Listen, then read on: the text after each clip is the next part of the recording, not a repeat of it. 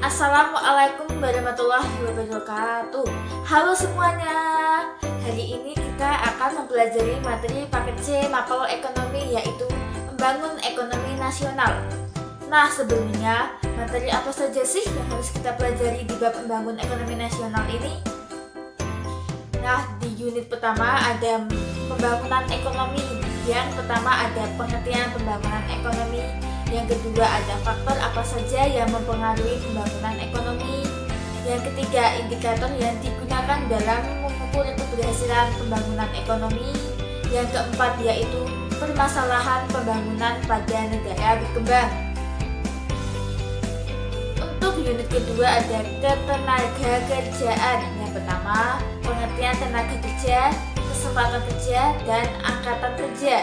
Yang kedua, struktur ketenaga kerjaan. Yang ketiga, masalah ketenaga kerjaan. Oke, langsung saja kita ke materi unit pertama, yaitu pembangunan nasional. Pembangunan ekonomi.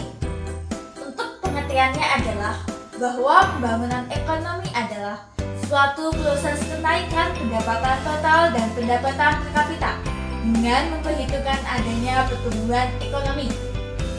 Untuk faktor yang mempengaruhi pembangunan ekonomi adalah pertama, sumber daya alam, kedua, sumber daya manusia, yang ketiga, sumber daya modal, dan empat, wirausaha. Untuk materi yang ketiga adalah indikator yang mempengaruhi keberhasilan pembangunan ekonomi. Yang pertama, A. Indikator moneter, merupakan indikator atas kinerja perekonomian secara keseluruhan. Untuk yang B, indikator non-moneter. Yang pertama adalah indikator sosial, dipengaruhi oleh beberapa hal. Yang pertama, jumlah persediaan barang. Yang kedua, tingkat konsumsi barang. Yang ketiga, tingkat harapan hidup. Yang terakhir adalah persentase anak-anak yang belajar atau persentase tenaga kerja. Untuk yang kedua adalah indikator kualitas hidup. Ini dipengaruhi oleh tingkat harapan hidup pada usia 1 tahun, tingkat kematian bayi, dan tingkat melek guru.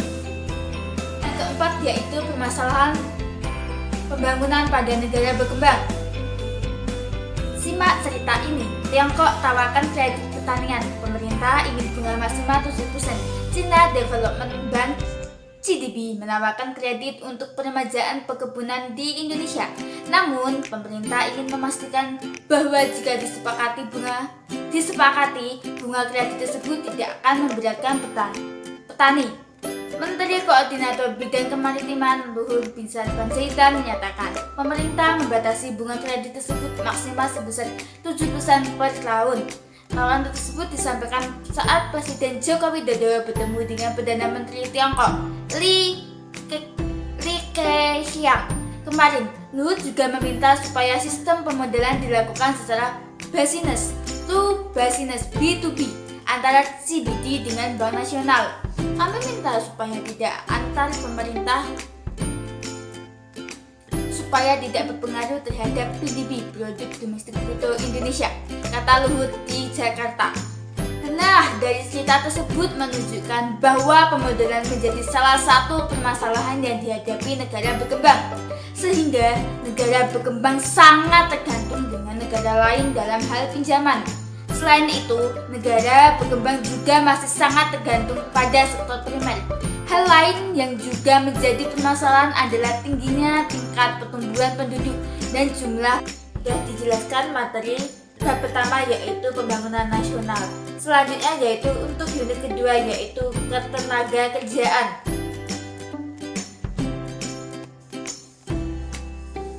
Baik, untuk unit kedua yaitu ketenaga kerjaan. Untuk materi pertama yaitu pengertian tenaga kerja, kesempatan kerja, dan angkatan kerja.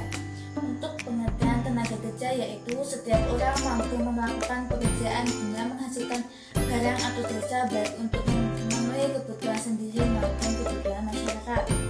Untuk kesempatan kerja yaitu jumlah lapangan pekerjaan yang tersedia, baik yang telah ditempati maupun jumlah lapangan pekerjaan yang masih kosong.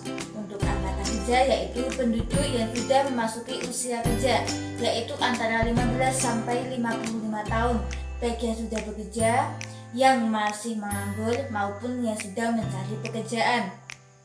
Untuk materi yang ketiga adalah struktur ketenagakerjaan, adalah indikator yang membagi populasi penduduk berdasarkan status kerja, menganggur, mengurus rumah tangga, belajar, dan kegiatan lainnya. Untuk materi yang ketiga yaitu masalah ketenagakerjaan. Masalah ketenagakerjaan ini disebabkan oleh banyaknya pengangguran.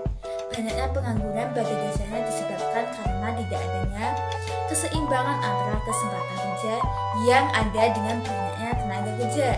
Kesempatan yang ada sangatlah terbatas, sedangkan jumlah masyarakat yang melakukan permintaan tenaga kerja semakin hari semakin bertambah.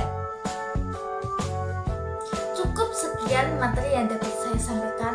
Kurang dan lebihnya saya mohon maaf. Wassalamualaikum warahmatullahi wabarakatuh.